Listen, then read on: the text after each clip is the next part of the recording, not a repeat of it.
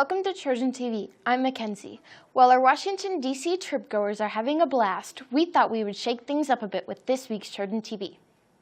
For this week's Classroom Spotlight, Ethan and Aaron caught up with Mrs. Brooks' class to find out how to use a graduated cylinder. 260 centimeters. For this week's Classroom Spotlight, we caught up with Mrs. Brooks' science class. This past week, they have been learning how to use a graduated cylinder to find the volume of various objects. The purpose of this lab is to show the students how to measure volume without necessarily doing length times width times height of like measuring a cube. They were expected to use a graduated cylinder to find maybe the volume of an odd-shaped object like a rock that has different shapes and different curves and different edges. Miss Brooke thought this lab was of great importance.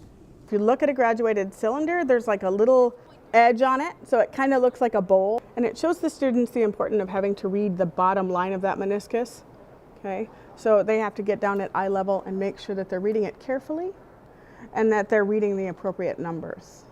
I liked that we got to do all the measurements ourselves and we really saw exactly how big the rock was.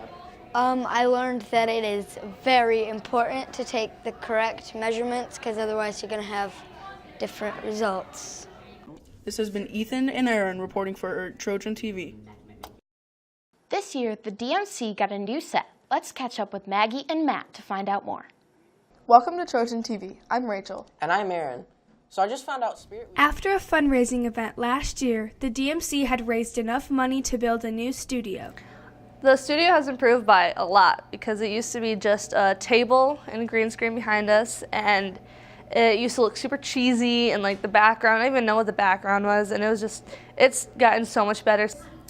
Well, at first we used just a green screen and a desk, and then for a few years we used that until we got new cameras last year, and then we got funding to get a real set this year.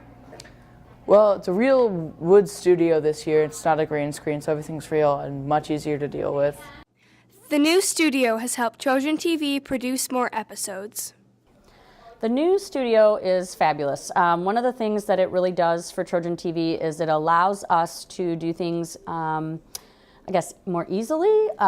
Using a green screen is a lot of technology moves, and sometimes it can be wonky, and I don't know if you've ever noticed, like, sometimes people have halos around them or green hair, or just things don't come out quite right. It requires a lot of finesse, and that means it's a lot harder for us to get shows out in a quick manner.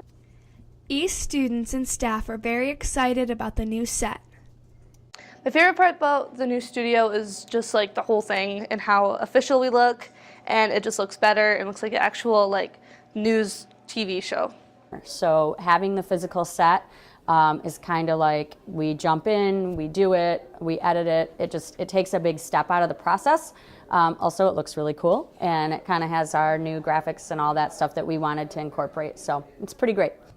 Trojan TV has changed a lot over the years. And my broadcasting class, which was really small because it was a new class, would come in and we would use this like miniature green screen that was like this, and we would set it up behind a student desk, and we would have to kind of make our own little set really fast, try to do Trojan TV, tear it all down, and be done before the next class came. Everything was super low budget. It was really, really different. I mean, we've come a long way, but it's also taken a long time to get here too. I mean, much longer than I would have liked, but we're thrilled that we finally have equipment that can allow us to do the journalism we want to do. So. This has been Maggie and Matthew reporting for Trojan TV. Thanks, guys. Aiden and David caught up with Mrs. Dunscombe's class to find out about volcanoes. For this week's Classroom Spotlight, we went to Mrs. Dunscombe's classroom, where she is teaching about geographical features such as volcanoes. Okay, go ahead. Oh, there goes mine again. Oh, no! No! After erupting the volcanoes, we interviewed a few of the students and Miss Dunscombe. Here are their thoughts about the project. Well, our science unit for our curriculum this month was landforms, and we did a whole lot of learning and studying about different kinds of landforms like waterfalls and glaciers and plateaus and grasslands and plains. And so our culminating activity was to make a volcano, because we did study about volcanoes, didn't we? Yeah. Right there. So we made a volcano out of clay, and students had to construct their own and make it look like a volcano with the sloping sides, and then they had to do a chemistry concoction of baking soda and vinegar and make it erupt. The students also learned about the effects of volcanoes on humans. They had to actually place houses and horses and chickens somewhere near the volcano to see if the lava erupted far enough to get to the houses. And many students had chickens and houses that did not survive the lava flow. This has been Aiden and David for Trojan TV. Here's Kai and Aiden with an episode of Things You Didn't Know About Your Teacher, Mr. Taylor edition. Things you might not know about Mr. Taylor. Did you know Mr. Taylor used to be an avid paintball player? I first played paintball about 20 years ago. I had friends and family members that had played, and they just described it, and it seemed like the most fun, exciting thing, and I'd never had an experience like that. It was so different from playing video games, or from playing like board games, or from just playing like games with my friends in the yard. It was just this experience that I could never get anywhere else, and so I was instantly hooked on it.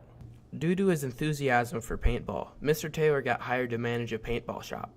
You know, one of the interesting things is that it's your hobby, but it was also your job. And so on one hand, when you start doing it as work, it's not always as fun day in and day out as if you only got to play twice a year. It's like, you know, really exciting every time, and when you work with it every day, it kind of shifts that a little bit. But on the other hand, you learn so much more, and it's so cool being able to come to work every day and talk about and work with and focus on like your favorite sport. That it was a really, really great experience, and not a lot of people get to have that experience of working so directly connected with their hobby. Competitive paintball for me was always kind of a love-hate relationship. So I would play in tournaments and I would compete with my team. You know, we might never have achieved great success, but the best thing was always the stories you got to tell. You would come home and win or lose, you would tell the same stories days and days and days afterwards. You keep bringing up those moments in the game. This has been Aiden And Kai for Trojan TV. Hope you enjoyed this week's Trojan TV. Thanks for watching.